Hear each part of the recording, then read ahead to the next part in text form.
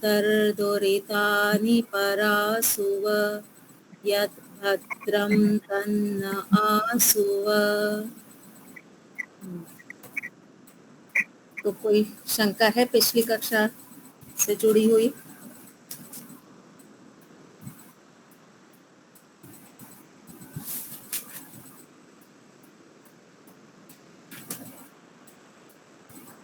पिछली कक्षा में तो उपमान का अधूरा ही था ना आचार्य जी? नहीं, उपमान का लगभग पूरा हो चुका था। हो चुका था। उपमान का प्रयोजन तक कर लिया था ना हमने। उपमान के प्रयोजन बताया था ना, क्या प्रयोजन है उपमान का, लिखा था। मैंने बस परिभाषा लिखी थी, उसके बाद दोनों में अंतर बताया था, अनुमान और उपमान में, कि अनुमान में दोनों वस्तुओं का नित्य संबंध होना चाहिए और अनुमान में कार्य को देखकर कारण का तुरंत ज्ञान हो जाता है। प्रयोजन नहीं बताया? प्रयोजन नहीं बताया प्रयोजन बताया है। आते की जानकारी होती है और लिंग और लिंगी संज्ञा और संज्ञा आदि की जानकारी होती है, वो दो प्रयोजन। चलिए वापस से आज थोड़ा सा कर लेंगे इसको। हाँ, फिर से एक बार थोड़ा सा। हाँ, वापस से करेंगे। एक आध मिनट रुकते हैं, तब तक यदि कोई और शंका हो तो पूछ सकते हैं। महेंद्र भाई लगभग 3 कक्षा के बाद आए ना? हाँ, ज्यादा बाहर रहता हूँ अभी ये सप्ताह 17 तारीख तक ऐसा ही चलता रहेगा, बाद में भी बन जाएगा शायद। कोई बात नहीं।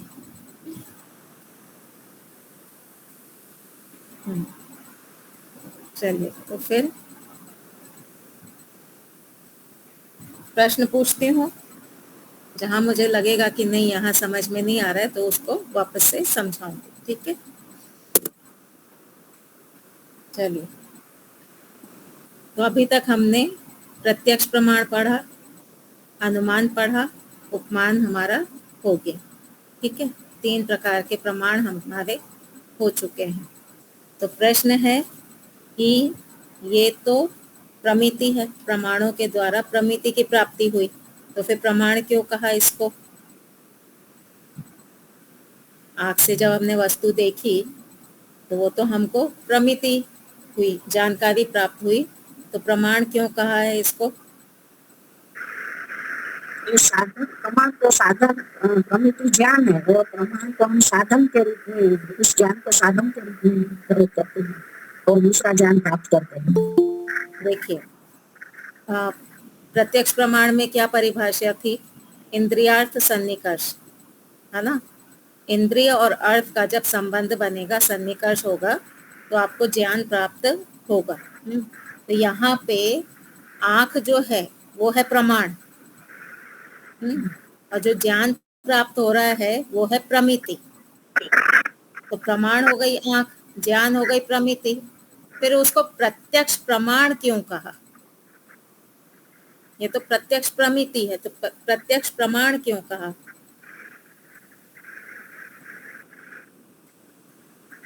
शशांक जी? अथवा अनुमान का लेते हैं। अनुमान में हमने धुआं देखा और हमको अग्नि की जानकारी हो गई, ठीक है? तो धुआं वहां पे क्या हो गया? प्रमाण हो गया। धुआं जो है वो प्रमाण हो गया और अग्नि की जो जानकारी हुई वो हो गई प्रमिति। लेकिन वहां कह रहे हैं अनुमान प्रमाण, अनुमान प्रमिति क्यों नहीं बोला? अनुमान प्रमाण क्यों बोला? वो साधन बन गई ना। हाँ, थोड़ा खोल के बताइए माता जी। वहाँ पर अग्नि जो है साधन, वो हमारा साधन बना है धुआं, जिससे मालूम होता है कि अग्नि है, उसकी वो प्रमिति हुई, ज्ञान हुआ, प्रमेय की जानकारी। हाँ, तो यही बात मैं कह रही हूँ कि धुआं जो था वो साधन था, ठीक है? अग्नि को जानने का साधन था धुआं, तो धुआं हो गया प्रमाण। साधन को हम प्रमाण कहते हैं ना, जैसे आंख से देखने पर आंख है प्रमाण, वैसे ही धुआं हो गया प्रमाण। और जानकारी हो गई हमको अग्नि की, कि अग्नि है। तो ये जो अग्नि है, ये जो जानकारी हुई, ये तो प्रमिति है, लेकिन इसको पूरे को न्याय दर्शन में अनुमान प्रमाण बोला गया। प्रमाण तो धुआं था, जबकि यहाँ तो प्रमिति को प्रमाण बोल रहे हैं। तो ऐसा क्यों कर रहे हैं?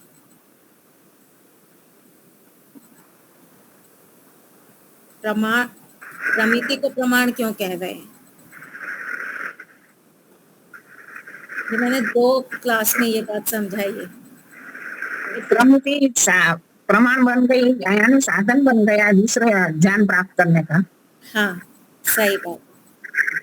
योगेश्वरी माता जी को आ तो रहा था, लेकिन वो शब्द नहीं समझ आ रहे थे कि हाँ, जो हमने अग्नि की जानकारी की, जैसे कि हम चल रहे थे आगे और पता चला आगे बहुत भयंकर आग लगी हुई है। हमने धुआं देखा, धुएं की जो इंटेंसिटी थी वो देख के पता चला कि आगे जो है बहुत बड़ी आग लगी हुई है, आगे जाना ठीक नहीं है। हमने वहीं से रास्ता बदल लिया। तो जो हमको अग्नि की जानकारी हुई, उस जानकारी का प्रयोग करके, जानकारी अब साधन बन गई, जानकारी का हमने प्रयोग किया और हमने दूसरा कदम क्या उठाया? वहां जाना ठीक नहीं है, वहां जाना ठीक नहीं, तो हम वहां से पलट गए। तो यहाँ पे हमने जो जानकारी थी, जो प्रमिति थी, उसको प्रमाण में बदल दिया। तो जब आप प्रमिति को प्रमाण में बदल देते हैं, तो वो हो जाता है आपका व्यवहारिक ज्ञान। सिर्फ अग्नि है इतना जान लिया, लेकिन आप चलते चले गए तो आपका जो ज्ञान आपको प्राप्त हुआ, उससे कुछ सिद्ध नहीं किया आपने, उसका कोई लाभ नहीं उठाया, व्यवहार में हाँ, नहीं समझा। आप चलते चले गए, तो कोई फायदा नहीं हुआ उस प्रमाण का, उस प्रमिति का। लेकिन जब आप उस प्रमिति का फायदा उठा के अगला कदम उठाते हैं, तो वो हो जाता है प्रमाण। ठीक है। अब न्याय दर्शन क्या कहता है? क्या वो ये कहता है कि प्रमाण से वस्तु को जानो, पर बुद्धि का प्रयोग मत करो, अपनी मर्जी से वस्तुओं का प्रयोग करते रहो? क्या न्याय दर्शन ऐसा कहता है? या वो ये कहता है कि प्रमाणों से वस्तु को जानो, उसके बाद में जो ठीक है उसको अपना लो, जो ठीक नहीं है उसको छोड़ दो? तो न्याय दर्शन तो हमको व्यवहारिक ज्ञान तक लेके जाता है, तत्व ज्ञान तक लेके जाता है। तो ये तत्व ज्ञान कब होगा? जब हमारी प्रमिति प्रमाण में बदल जाएगी। जो हमको प्रमिति हुई है, मुझे शब्द ज्ञान हुआ कि ईश्वर सर्वव्यापक चेतन है, ये मेरी प्रमिति है। शब्दों द्वारा मुझे पता चला कि ईश्वर सर्वव्यापक चेतन है। अब क्या इतना मात्र से काम हो जाएगा? इतने मात्र से मोक्ष हो जाएगा? नहीं। अब मैं क्या विचार करूंगी? ईश्वर सर्वव्यापक चेतन है, मुझे देख रहे हैं, मेरे कर्मों का फल देंगे, कहीं भी जाऊंगी वो मुझे देखेंगे, छोड़ने वाले हैं नहीं। तो वो जो शब्द प्रमाण था कि ईश्वर सर्वव्यापक चेतन है, अब उसके आधार पे मैं कर्म करना शुरू करूंगी कि मुझे सावधान रहना है, बच नहीं सकती हूँ। तो उस प्रमिति के आधार पे जब मैं कर्म करना शुरू कर दूंगी, तो वो जो प्रमिति है वो हो जाएगी मेरे लिए शब्द प्रमाण। आया समझ में? इसलिए यहाँ पे प्रत्यक्ष प्रमाण अथवा अनुमान प्रमाण, शब्द प्रमाण, ये कहा गया, प्रमिति नहीं कही गई, प्रमाण कहा गया। स्पष्ट हो गया शशांक जी? हाँ जी, हो गया। अभी 3-4 दिन पहले। हाँ शशांक जी। जब तक हम प्रमिति को कार्य में बदलते नहीं है, हमने जो प्रमाण लिया था, उस प्रमाण के आधार पर जो प्रमिति बनाई थी, उस प्रमिति फिर से प्रमाण में बदलने से तत्व ज्ञान के रूप में हो जाती है। हाँ, न्याय दर्शन हमको कहता है तत्व ज्ञान तक पहुंचो। आपका जो मोक्ष होगा तत्व ज्ञान होने पर होगा। तत्व ज्ञान कब होगा? जब आप प्रमिति को प्रमाण में बदलोगे। ठीक है, तो ये याद रखिएगा, ये कठिन प्रश्न है। मुझे अभी 3-4 दिन या 4-5 दिन पहले स्वामी विवेकानंद जी ने पूछा यही वाला प्रश्न कि यहाँ तो हमको प्रमिति हो रही है, तो इसको प्रमाण क्यों कहते हैं? तो फिर मैंने पूरा खोल करके समझाया, प्रमाण, प्रमेय, प्रमाता, प्रमिति, ये सब बताया। उसके बाद में फिर कि ये जो प्रमिति है ये जरूरी नहीं हमेशा प्रमिति ही बनी रहे, ये प्रमाण में भी बदलती है।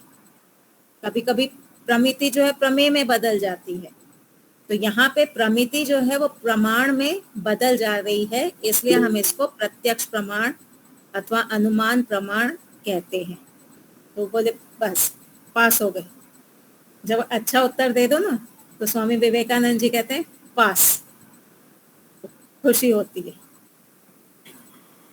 चलिए आगे चलते हैं। तो अनुमान प्रमाण में कोई शंका है? अनुमान प्रमाण के 3 प्रकार बताए थे, कौन से थे? पूर्ववत, शेषवत, सामान्यतो दृष्ट।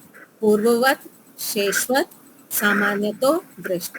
अब ये तीनों में से ऐसा कौन सा विभाग है जिसमें हमको पर्टिकुलर वस्तु की जानकारी नहीं होगी, कॉमन जानकारी होगी?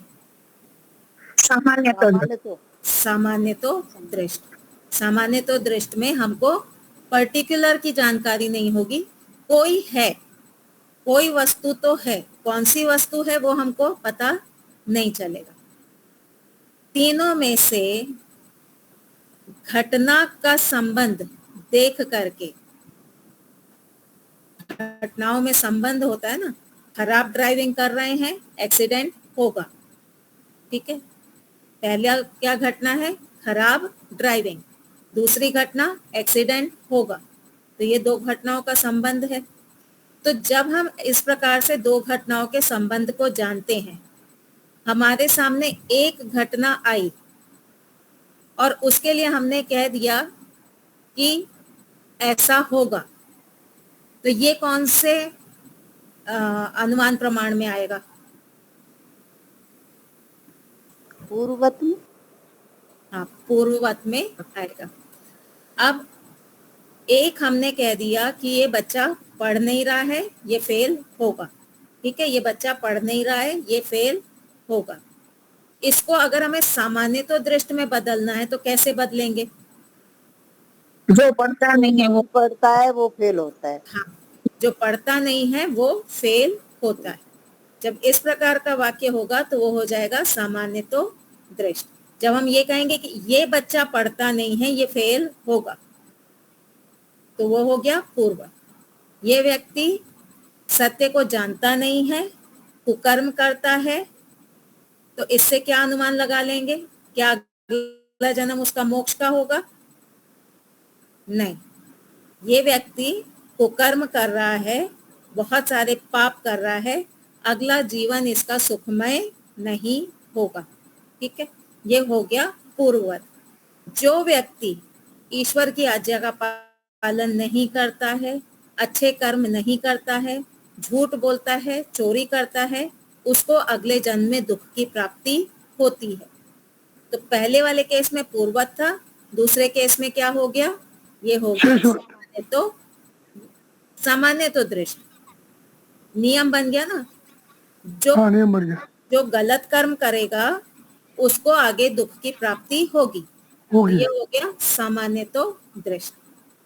ठीक है, शेषवत का उदाहरण कौन देगा? पहला वाला शेषवत। शेषवत के 2 परिभाषाएं हैं। पूर्ववत था कारण की जानकारी। हाँ, कारण की जानकारी। पूर्ववत क्या कह रहा था? कारण को देख के कार्य की जानकारी होना। शेषवत कह रहा था कार्य को देख के कारण की जानकारी होना। तो कोई एक उदाहरण दीजिए। नदी में बाढ़ आई और कचरा आदि कूड़ा आया, तो यहाँ तो बारिश नहीं हुई थी, लेकिन आगे उपरवास में कहीं बारिश हुई होगी। हाँ, ये है शेषवत का पहला पहली परिभाषा के अनुसार उदाहरण, ठीक है। शेषवत की जो दूसरी परिभाषा है उसके लिए एक अलग शब्द का प्रयोग किया गया है, वो शब्द कौन सा है? अनुमेय पदार्थ। शेष। शशांक जी, पिछली बार आपने पूछा भी था इस पे प्रश्न। परिशेष में। हाँ, परिशेष। परिशेष परिशेष। में। हाँ, परिशेष न्याय क्या है कि जो बच गया है वही कारण है, जो बच गया है वही कारण है, ये है परिशेष न्याय। हमारे बहुत सारे व्यवहार भी इस पे निर्भर करते हैं, परिशेष न्याय पर, ठीक है। परिशेष न्याय आप किस अवस्था में लगा सकते हैं?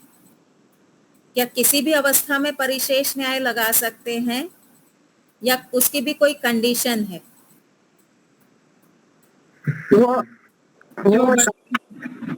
निश्चित हो, निश्चित हो। तीन पदार्थ निश्चित। जहां पर पदार्थों की संख्या निश्चित हो, हर जगह हम परिशेष न्याय नहीं लगा सकते। जहां पर पदार्थों की संख्या निश्चित हो वहीं पे ही हम परिशेष न्याय लगा सकते हैं, क्योंकि वहां हम काउंट कर सकते हैं ना, पहला नहीं है, दूसरा नहीं है, तीसरा नहीं है, तो चौथा ही होगा, क्योंकि 4 वहां पे फिक्स है। अब जहां पे असंख्य हो वहां हम नहीं कह सकते कि इनमें से कौन सा है। आपने 10 को हटा दिया लेकिन उसके बाद और असंख्य है, आपने मान लिया कि 11वां, लेकिन उसके बाद 12वां वाला, 13वां, 14वां, वो सब बाकी ही है ना। तो जहां असंख्य होंगे वहां पे हम परिशेष न्याय नहीं लगा सकते, जहां सीमित संख्या होगी वहां पर हम परिशेष न्याय लगा सकते हैं, वो लौकिक व्यवहार में हो या आध्यात्मिक व्यवहार में, दोनों जगह यही नियम लगेगा। अब उपमान प्रमाण। अच्छा, एक और प्रश्न, पूर्ववत की पहली परिभाषा क्या थी? कारण को देख के कार्य का अनुमान करना, ठीक है। कारण को देख करके कार्य का अनुमान करना, यह है पूर्ववत की पहली परिभाषा। तो एक कारण को देख करके हम कार्य का अनुमान कर सकते हैं कि नहीं कर सकते? एक कारण तो उपलब्ध है, तो क्या हम निश्चित कह सकते हैं कार्य होगा? नहीं हो। नहीं। क्यों? सभी कारणों को देखकर। हाँ, क्योंकि किसी भी एक कार्य के पीछे बहुत सारे कारण होते हैं, 3 कारण तो होंगे, किसी भी कार्य के पीछे 3 कारण तो होंगे। उपादान कारण होगा, साधारण कारण होगा और निमित्त कारण होगा। तब जब तीनों कारण उपलब्ध हो जाएंगे तब हम कहेंगे कि कार्य होगा। अगर एक भी मिसिंग है तो फिर कार्य नहीं होगा। आटा है, आटा है, आटा क्या हो गया? उपादान कारण। चकला, बेलन, अग्नि, सब कुछ है, ये क्या होगा? ये होगा साधारण कारण। लेकिन बनाने वाला ही नहीं है, तो बनाने वाले को क्या कहेंगे? तीसरे को क्या बोलते हैं? परिशेष न्याय लगाइए, क्या साधारण हो गया।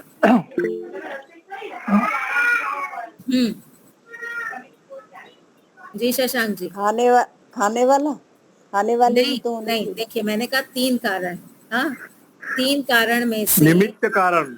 हाँ, निमित्त कारण। आटा जो है उपादान कारण हो गया, ठीक है। चकला, बेलन, अग्नि आदि जो हैं वो हो गए साधारण कारण। अब पाचक बचा और यहाँ कारणों में एक कारण बचा, तो अब उसको मैच कर दीजिए। जो एक कारण बच गया, जो परिशेष है, वो ये हो जाएगा, तो ये हो जाएगा निमित्त कारण। जो बनाने वाला है वो है निमित्त कारण। तो जब तीनों कारण होंगे तो रोटी बनेगी। अब यहाँ बनने में एक चौथा भी चाहिए, कंज्यूमर। ये 3 के साथ में एक कंज्यूमर भी चाहिए ना, तो कंज्यूमर कौन है? जो हम खाने वाले। अगर खाने वाला है तो रोटी बन जाएगी, ठीक है। तो अब बताइए उपमान प्रमाण किसे कहते हैं? प्रसिद्ध साधन में से साध्य के बारे में जानना, जो साधन से जाना जाता है उसको उपमान प्रमाण कहते हैं। प्रसिद्ध साधन, तो यहाँ प्रसिद्ध शब्द से हम क्या लेंगे? सारी दुनिया को उसकी जानकारी होनी चाहिए या आधी दुनिया को जानकारी होनी चाहिए, या एक गांव को जानकारी होनी चाहिए? यहाँ प्रसिद्ध से क्या अर्थ लेंगे हम? सर्वसामान्य महत्तम महत्तम व्यक्ति को जानकारी हो। जी शशांक जी, फिर से बोलिए तो। महत्तम जानकारी हो, जैसे अधिकाधिक सबको जानकारी हो, सबको नहीं, हाँ, सामान्य रूप से सब, सामान्य महत्तम महत्तम जानकारी। सामान्य आदमी भी जानता हो और विद्वान आदमी भी जानता है, वो दृष्टांत दिया जाता है। हाँ। प्रसिद्ध का अर्थ यहाँ पर है जो बताने वाला है वो भी जानता हो, जिसको बताया जाता है वो भी जानता हो। हाँ, जब आप किसी को उपमान प्रमाण का प्रयोग करके किसी वस्तु की जानकारी देने वाले हैं, तो एक आप हो गए जानकारी देने वाले, एक हो गया जानकारी लेने वाला। दो व्यक्ति हो गए ना, जानकारी देने वाला, जानकारी लेने वाला। तो प्रसिद्ध का अर्थ है कि वो जो वस्तु है जिसका हम उदाहरण देने वाले हैं, वो हम दोनों को मालूम होनी चाहिए, हम दोनों को स्वीकार होनी चाहिए। अगर हम दोनों को स्वीकार है तो हम उसको कहेंगे प्रसिद्ध। अगर हम में से एक को भी स्वीकार नहीं है, बच्चे ने बोल दिया कि मैंने तो, आप कह रहे हो कि जैसा आलू होता है वैसा चीकू होता है, मैंने तो आलू ही नहीं देखा, तो क्या अब ये आलू प्रसिद्ध हुआ? नहीं हुआ, क्योंकि जो बता रहा है सिर्फ उसने ही देखा है, बच्चे ने नहीं देखा। तो प्रसिद्ध का अर्थ यहाँ पे हमें फेमस शब्द नहीं लेना है कि सब में फेमस हो, ऐसा नहीं।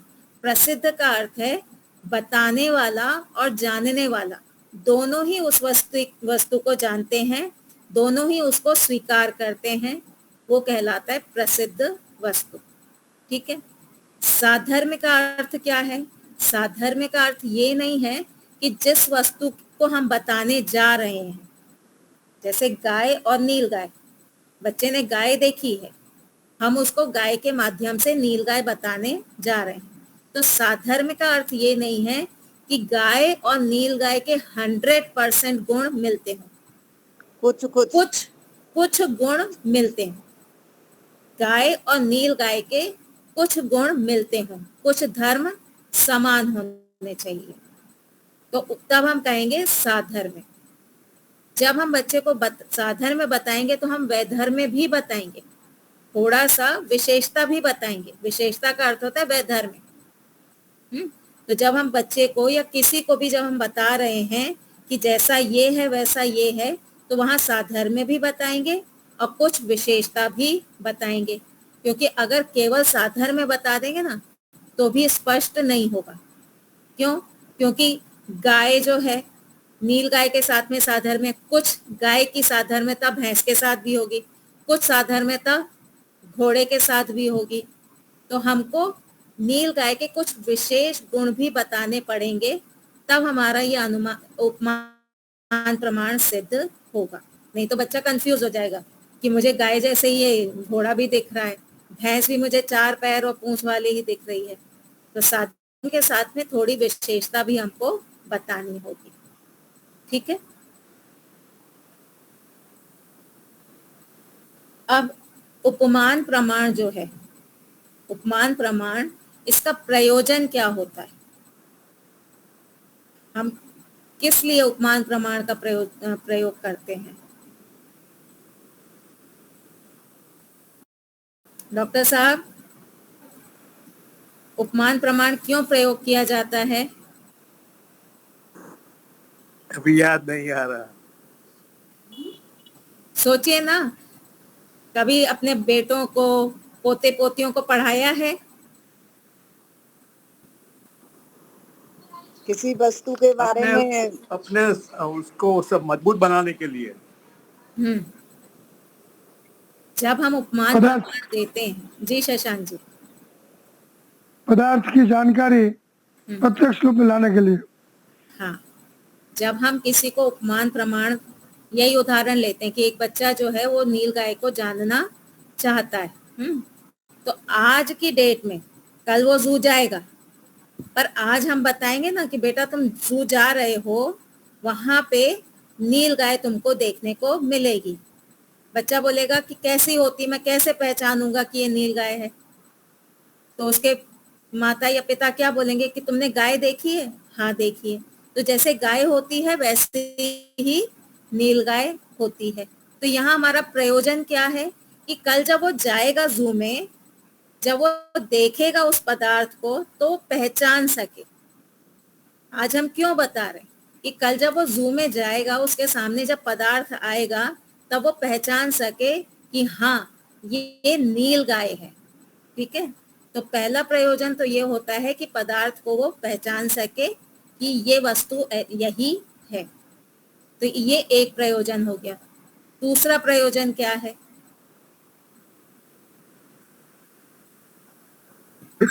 संज्ञा और संजी, नाम और नामी।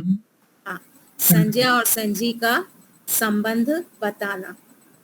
ऐसे ही हमने बोल दिया कि नील गाय होती है, तो बच्चा तो कनेक्ट नहीं कर पा रहा है ना कि किसको मैं नील गाय बोलूं। आपने बोल दिया नील गाय होती है, पर मैं तो कनेक्ट नहीं कर पा रहा हूँ कि मैं किसके साथ में इसको जोड़ूं, कौन सा पदार्थ है, कौन सी वस्तु है जिसको मैं नील गाय बोलूं। तो जब वो जाकर के देखेगा, उसने यहाँ शब्द सुन लिया, जब हमने उपमान प्रमाण का प्रयोग किया तो हमने कहा नील गाय, तो उसकी बुद्धि में ये शब्द बैठ गया नील गाय। अब जब वो जू में जाएगा, नील गाय को देखेगा, तो वो जो शब्द उसने पहले सुना था, संज्ञा जो सुनी थी, अब इस वस्तु के साथ में कनेक्ट करेगा, ये नील गाय है ना। संज्ञा और संजी दोनों का वो कनेक्शन बैठाएगा, नाम और नामी, वाच्य और वाचा। तो जब वो कनेक्शन बैठाएगा तो आपका उपमान प्रमाण का जो प्रयोजन है वो सिद्ध हो जाएगा। तो उपमान प्रमाण के दो प्रयोजन है, एक सही पदार्थ को पहचानना और दूसरा संज्ञा और संजी के संबंध को जानना। जैसे यहाँ लौकिक माता है, वैसे ही ईश्वर भी हमारी माता है। तो अभी तो केवल हमने एक सेंटेंस बोल दिया, अब जब समाधि में बैठेंगे, ईश्वर के बारे में और विचार करेंगे, तब हमको रियलाइज होगा कि हाँ, जैसा हमने जाना था, जैसा हमने पढ़ा था कि जैसे लौकिक माता सुख देती है, वैसे ही ईश्वर भी मुझे सुख दे रहे हैं। तो ये माता है, ईश्वर और उनका एक नाम माता। तो यहाँ संबंध बैठ गया कि ईश्वर मेरी माता है। तो उपमान प्रमाण का ये प्रयोजन होता है। उपमान प्रमाण और अनुमान प्रमाण दोनों में कुछ समानताएं हैं। अनुमान प्रमाण में भी दो वस्तु होती हैं, धुआं और अग्नि, कारण और कार्य, लिंग और लिंगी। ठीक है, अनुमान प्रमाण में वस्तु हैं। इसी प्रकार से उपमान प्रमाण, वहां पे भी दो वस्तु हैं। जैसे कोयल की आवाज, वैसे लता मंगेशकर की आवाज। जैसे दूध सफेद होता है, वैसे शंख भी सफेद होता है। जैसे गाय होती है, वैसे नील गाय होती है। तो यहाँ पे भी दो पदार्थ हैं उपमान अनुमान प्रमाण की तरह। तो उपमान प्रमाण को अनुमान प्रमाण क्यों नहीं माना? उसका नित्य संबंध नहीं है। अनुमान में नित्य हुआ का और उपमान में तुरंत ज्ञान नहीं होता है। हाँ, अनुमान में तुरंत हो जाता है ज्ञान। अनुमान प्रमाण में जहाँ दो वस्तुएं हैं उनमें एक संबंध होता है। अनुमान प्रमाण में जहाँ दो वस्तुएं होंगी उनमें कारण कार्य संबंध होगा, लिंग लिंगी संबंध होगा, समवाय संबंध होगा, लेकिन कोई ना कोई संबंध होगा और वो निश्चित संबंध होगा, आप उसको तोड़ नहीं सकते। जैसे अग्नि और धुआं, आज धुआं देखा तो अग्नि थी, कल धुआं देखा तो अग्नि नहीं थी, ऐसा नहीं होगा। जब भी धुआं देखेंगे तो अग्नि होगी, ये संबंध निश्चित है। लेकिन उपमान में क्या है, कोई संबंध नहीं है। उपमान में कोई संबंध नहीं है। वहां पर गाय और नील गाय का ना तो कोई कार्य कारण संबंध है, ना लिंग लिंगी संबंध है, ना समवाय संबंध है। कभी भी ऐसा नहीं होगा कि जहां गाय होगी वहां नील गाय भी होगी ही, या जहां नील गाय होगी वहां गाय भी होगी, ऐसा कोई संबंध नहीं है। बस कुछ साधर्म्यता है, कुछ सिमिलरिटी है, इसलिए वहां पर वो अनुमान प्रमाण अलग हो जाता है, उपमान प्रमाण अलग हो जाता है। फिर योगेश्वरी माता जी ने कहा कि एक और अंतर है। क्या अंतर है? अनुमान प्रमाण में जो प्रमेय वस्तु है उसकी जानकारी हमको तुरंत हो जाती है। धुआं देखा, अगले ही पल अग्नि की जान, आपने जैसे ही धुआं देखा आपको अग्नि की जानकारी हो गई।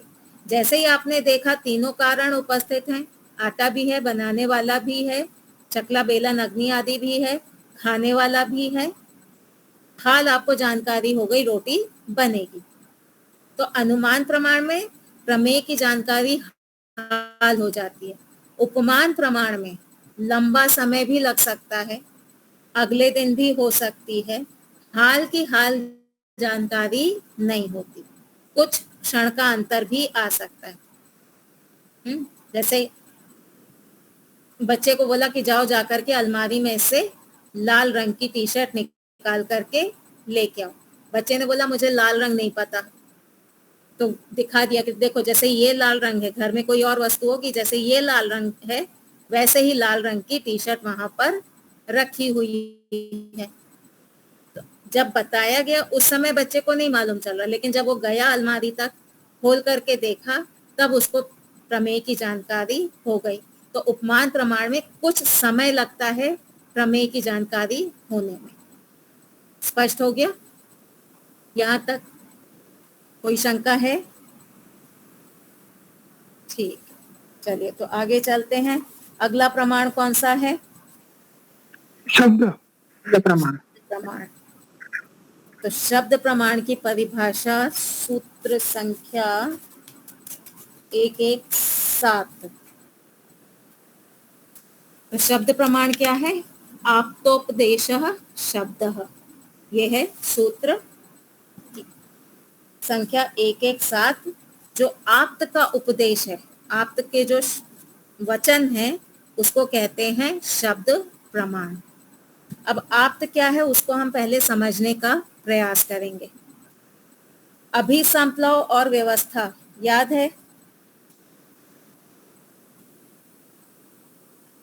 कौन बताएगा? अभिसंप्लव में कई प्रमाणों का वो देना होता है, और व्यवस्था में एक ही प्रमाण से सिद्धि हो जाती है। हाँ, अभिसंप्लव में किसी एक पदार्थ को जानने के लिए आप एक से अधिक प्रमाणों की सहायता लेते हैं, और व्यवस्था में एक ही प्रमाण से आप किसी वस्तु को जान सकते हैं।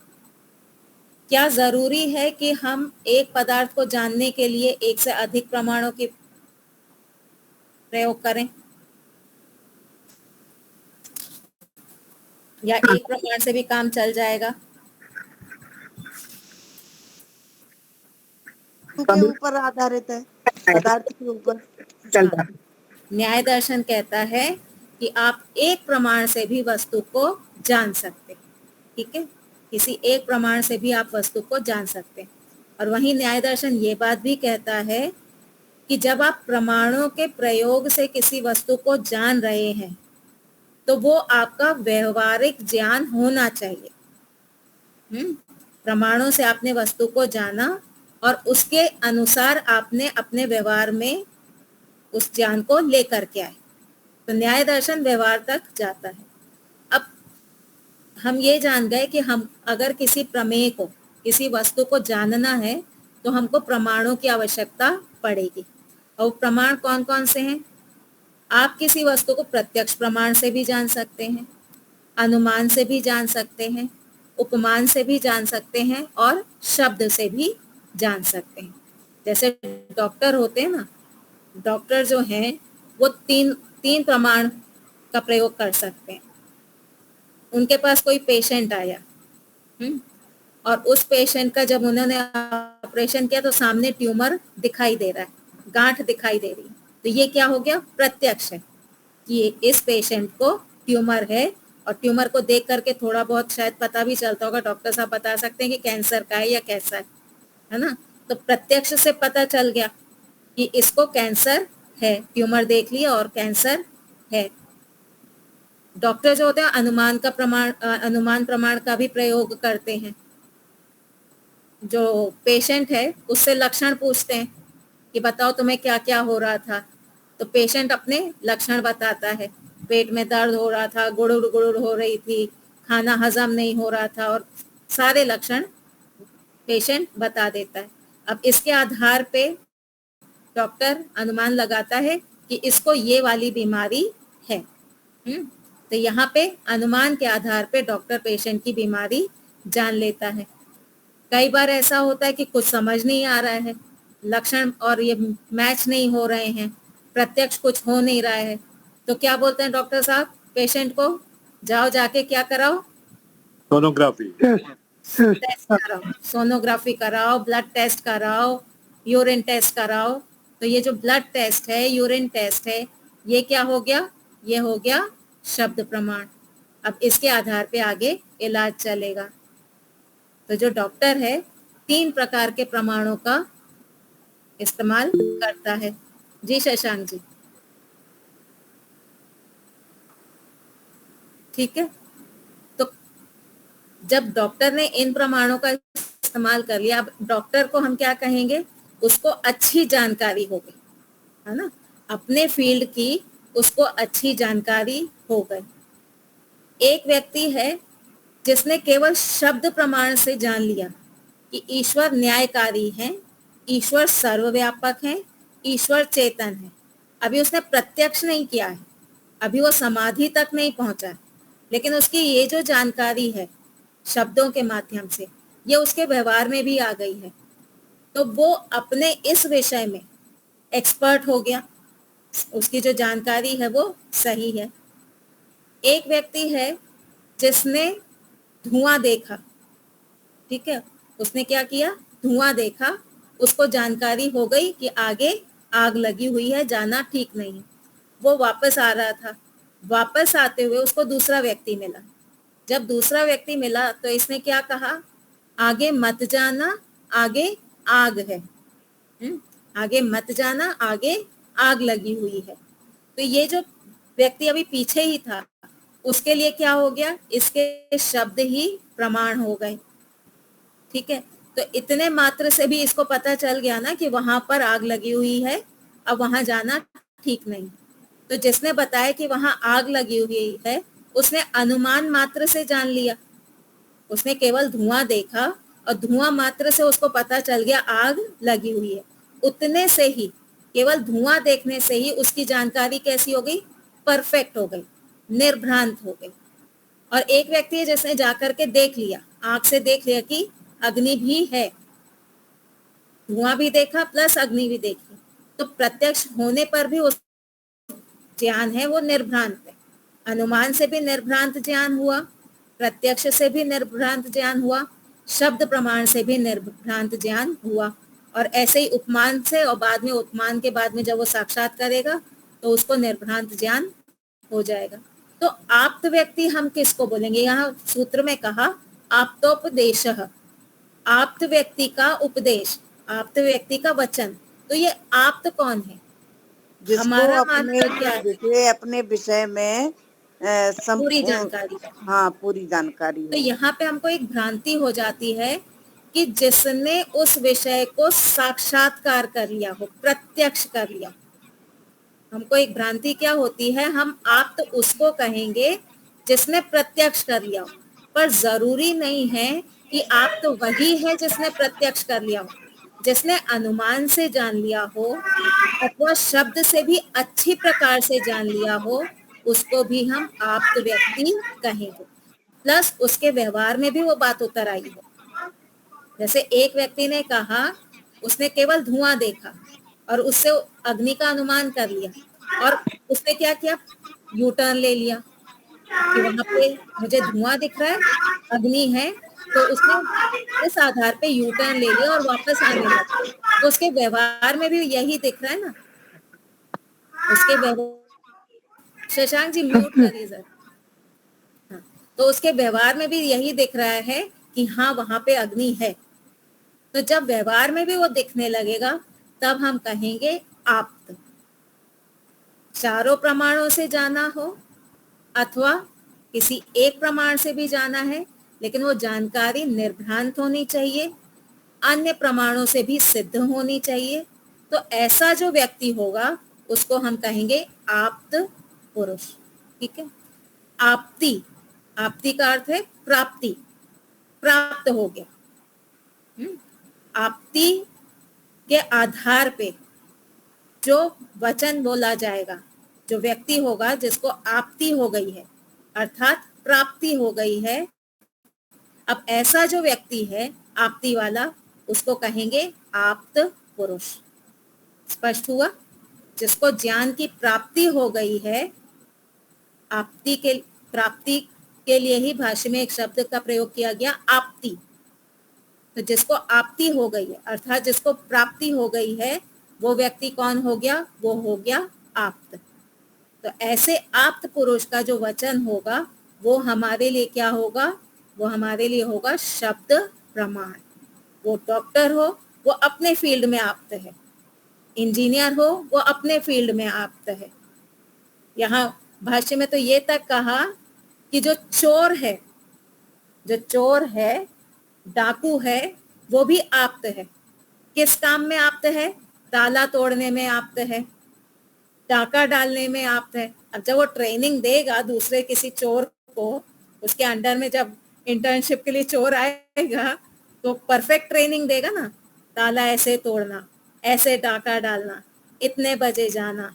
तो जो चोर भी जो ज्ञान दे रहा है वो अपने फील्ड में आप्त है, परफेक्ट नॉलेज है कि ऐसे ऐसे चोरी की जाती है। तो आप्त का अर्थ केवल अध्यात्म से नहीं है, किसी भी पर्टिकुलर फील्ड में परफेक्ट जानकारी है तो वो हो जाएगा आप्त पुरुष। स्पष्ट हो गया?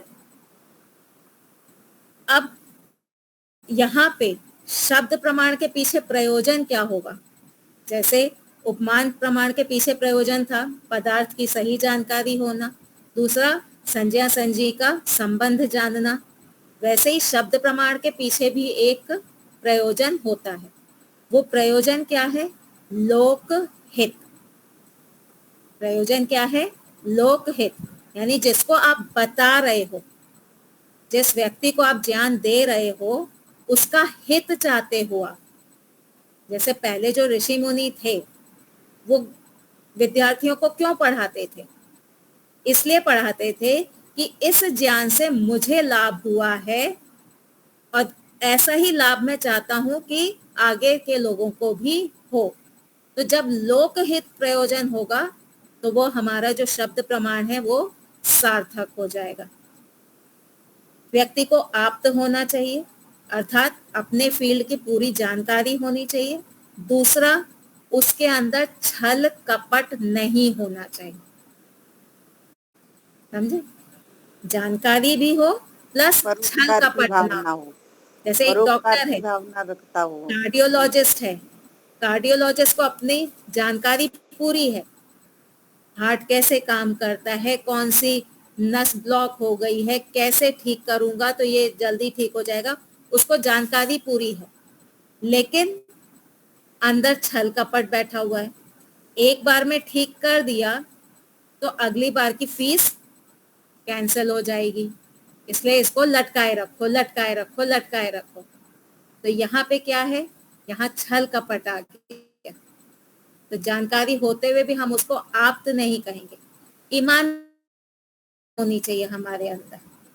एक व्यक्ति ने धुआं देख लिया, आगे अग्नि है, ये जानकारी हो गई उसको, लेकिन इसको नहीं बताएगा जो पीछे से आ रहा है। अब जानकारी पूरी है कि आगे आग है, पीछे वाला जाएगा तो नुकसान हो जाएगा। जानकारी पूरी होते हुए भी उसके अंदर लोक हित की कामना नहीं है, तो फिर हम उसको आप्त पुरुष नहीं कहेंगे। तो एक वैद्य है, वो शिष्यों को बैठाता है, पढ़ाता है, क्यों? क्योंकि जो मुझे जानकारी हुई है इससे आगे भी लोगों को फायदा होता रहे। तो आप्त हम उसी को कहेंगे जो निश्चल है, छल कपट रहित है, जिसका प्रयोजन है लोक हित। अन्यों को भी जैसे मुझे लाभ हुआ है, मुझे सुख की प्राप्ति हुई है, मैं दुखों से बचा हूं, वैसे ही अन्यों को भी लाभ हो, अन्यों को भी सुख की प्राप्ति हो, अन्यों का दुख भी छूटे, तब हम उसको कहेंगे आप्त पुरुष। जी शशांक जी। तो सत्य ज्ञानी होने के साथ साथ वो आप्त पुरुष, सत्यवादी और परोपकारी ये होना चाहिए। परोपकारी नहीं होगा तो कितना भी हो, उसके दिमाग में छल कपट होगा, उसका प्रयोग करेगा। हाँ, तो ऐसे व्यक्ति पे भरोसा भी हम नहीं कर सकते हैं। इस पर अब वो एक व्यक्ति ने देख लिया अग्नि है, उसने अनुमान लगा लिया कि अग्नि है। पीछे से जो दूसरा व्यक्ति आ रहा था उसने पूछा कि भाई आगे रास्ता ठीक है, इसने कहा हाँ हाँ ठीक है, जाओ जाओ। तो ये क्या हुआ? ये आप्त नहीं हुआ, क्योंकि इसने परोपकार के लिए शब्दों का प्रयोग नहीं किया। तो शब्द प्रमाण का प्रयोजन है लोक हित करना। स्पष्ट हो गया? अब आगे कहा कि ये जो शब्द प्रमाण है ये दो तरह का है। ये जो शब्द प्रमाण है ये दो तरह का है। तो सूत्र संख्या है 118। सूत्र है सद्विविधो दृष्ट अदृष्ट अर्थत्वात्। तो सूत्र में बताया कि ये जो शब्द प्रमाण है ये दो प्रकार का है। एक है दृष्ट, दूसरा है अदृष्ट अर्थ वाला। पहला क्या है? दृष्ट अर्थ वाला, और दूसरा है अदृष्ट अर्थ वाला। तो जब हम शब्द प्रमाण का प्रयोग करते हैं तो उस शब्द प्रमाण से अगले व्यक्ति को जो जानकारी होगी उसका जो फल है या तो इसी जन्म में मिल सकता है अथवा अगले जन्म में या किसी और जन्म में मिल सकता है। दो कैटेगरी बन गई। उस शब्द प्रमाण का जो फल है इस जन्म में मिल सकता है अथवा इस जन्म में नहीं मिलेगा, आगे मिलेगा। तो जो इस जन्म में अर्थ की प्राप्ति हो रही है वो है दृष्ट अर्थ, और जो इस जन्म में नहीं हो रही, भविष्य में होगी, अगले में होगी, उसके अगले में होगी अथवा मोक्ष में होगी, उसको बोलते हैं अदृष्ट अर्थ। तो शब्द प्रमाण दो अर्थ वाला है, दृष्टार्थ और अदृष्टार्थ। जो लोग सामान्य लोग होते हैं ना, जो सामान्य लोग हैं उनका जो शब्द प्रमाण होता है वो दृष्ट अर्थ वाला होता है। जैसे अगर किसी को कार चलानी सीखनी है तो किसी कार ड्राइविंग वाले स्कूल में जाएगा, वहाँ पे एक ड्राइवर होगा, वो आकर के बैठेगा, ड्राइवर के साइड में बैठता है और गाइड करता है कि ऐसे क्लच दबाओ, ऐसे गियर लगाओ, ऐसे स्टीयरिंग घुमाओ, गियर पहला दूसरा तीसरा आदि आदि वो बताता है। तो ये जो ड्राइवर बैठा है ये आप्त है उस विषय में, और जो सीखने वाला है उसने अच्छे से सीख भी लिया। अब जब उसने कार चलाना सीख लिया तो सीखने के बाद अर्थ की जो प्राप्ति हुई, उसको फल मिल गया, उसका प्रयोजन था मुझे कार चलानी सीखनी है, तो उसको अर्थ की प्राप्ति हो गई। तो ये क्या हो गया? ये हो गया दृष्ट अर्थ, यानी इसी जन्म में उसको फल की प्राप्ति हो गई। एक MBBS का स्टूडेंट है, उसको उसके प्रोफेसर ने काटना फाड़ना वो सारा सर्जरी आदि सिखा दी। तो प्रोफेसर कौन है? आप्त पुरुष है उस फील्ड का, और इस इंटर्न को उसने सारा ऑपरेशन आदि करना सिखा दिया। इंटर्न ने सीख भी लिया अच्छे से और वो अच्छे से सर्जरी करने लगा। तो जो वहां पे शब्द प्रमाण था उसका फल उसको यहीं पर मिल गया। तो जो सामान्य व्यक्ति होते हैं वो, उनके जो शब्द प्रमाण होते हैं वो इसी जन्म में फल देने वाले होते हैं।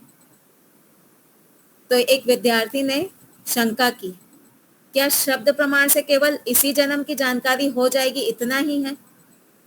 तो भाष्यकार ने, सूत्रकार ने उत्तर दिया, नहीं, शब्द प्रमाण केवल इस जन्म तक सीमित नहीं होते हैं।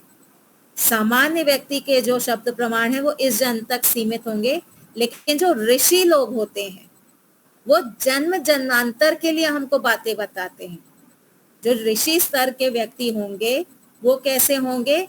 वो जन्म जन्मांतर के फल देने वाले शब्द हमको बताएंगे। सामान्य व्यक्ति आपको पुनर्जन्म, कर्मफल व्यवस्था, ईश्वर, मोक्ष आदि नहीं बताने वाला। ये कौन बताएगा?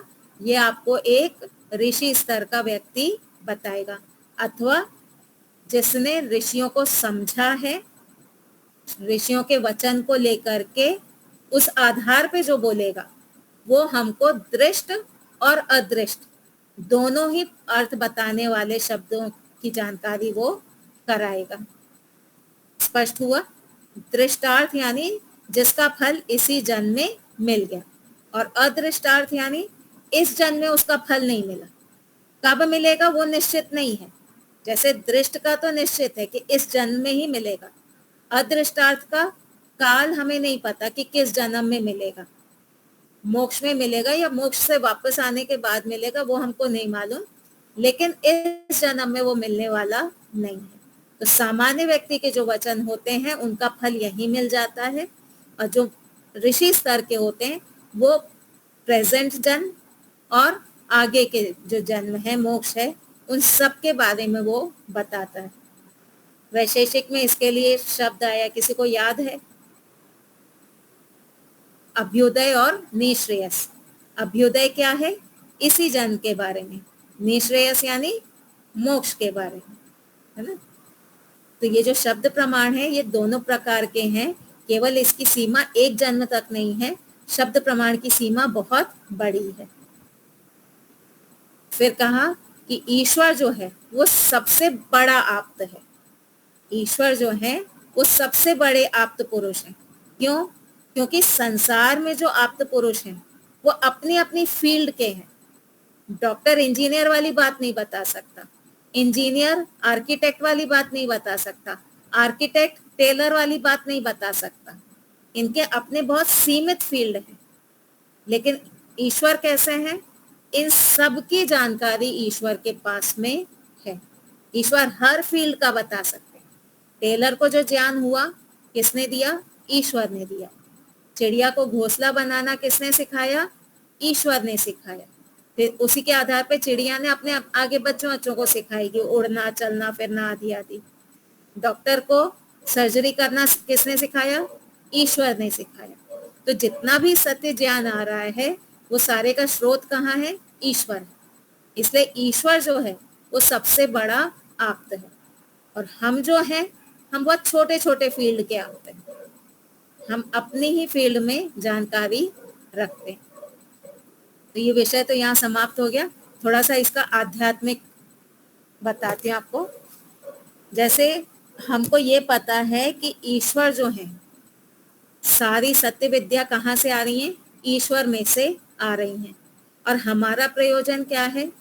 हमारा प्रयोजन है सत्य विद्या को प्राप्त करना। ठीक है, तो हम आंख बंद करके, अभी तो मैं सिर्फ आपको बता रही हूँ, एक भावना आपके अंदर उत्पन्न करना चाहती हूँ कि हम आंख बंद करके बैठें और ईश्वर से कहें, पूरी श्रद्धा के साथ में कहें कि हे ईश्वर, मुझे पदार्थों की जानकारी करनी है।